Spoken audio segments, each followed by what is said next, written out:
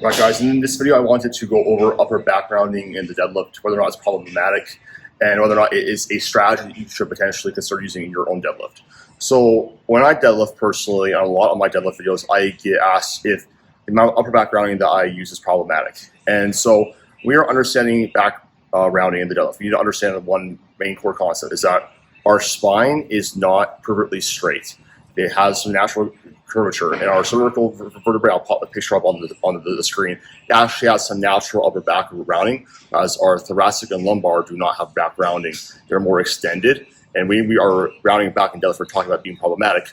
It's more so that lower back, that thoracic and lumbar rounding like this, that's problematic, and not upper back rounding. Now, what upper back rounding and the deadlift basically allows you to do is get a little bit more leverage off of the floor to get the bar moving a little bit easier. It also will help if you have a stronger back relative to your legs. It's going to help you use the back a little bit more. Now, the trade-off with that strategy, that typically at walkout, it's going to be a little bit harder. There will be a little bit more of a demand on your spinal extensors, your spinal erectors to actually walk out the deadlift. As if you're to have more extended deadlift, where you don't have as much upper back rounding, you're going to basically have a much easier time walking out, but probably a little bit of a hard time off of the floor because you don't have that upper back rounding. So it basically, and this is the same thing with like all powerlifting technique, it's just about trade-offs and optimizing things for yourself, your own leverages, biomechanics, and what feels best for you and was most repeatable. Now, even if you do have upper back rounding in the deadlift, it's important to say we're still fighting for that extension.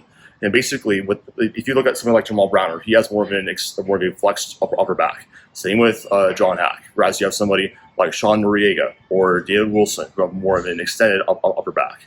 Now, what this basically looks like is you're going to have more of a rounded upper back off the floor. Eddie, if you could go the board straight on the side.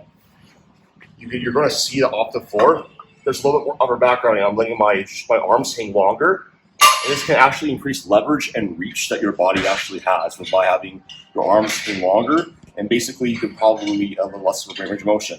Now the trade-off is that let's go around your knees. You can see how I have to extend up back and unravel my upper back a little bit more.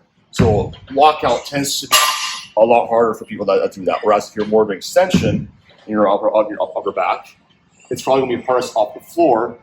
But if you get the bar moving, you're probably going to be able to have much easier time at lockout because you can actually pull your chest through. You don't have to rely as much on your back extensors. And this basically has to do with the glutes being shortened or not. So essentially, if you have a rounded back deadlift, your glutes are probably going to shorten a little bit sooner than if you were to have more of an extended back. Now, one way you can counteract this is by thinking of standing straight up instead of like leaning back on your deadlift, regardless if you're doing more of an extension bias, more of a flexion bias in your deadlift. Basically, lower back rounding is problematic. Upper back rounding is okay, as long as it's repeatable for you. You're strongest in that position. You don't get hurt, and just experiment with both and see what works best for you.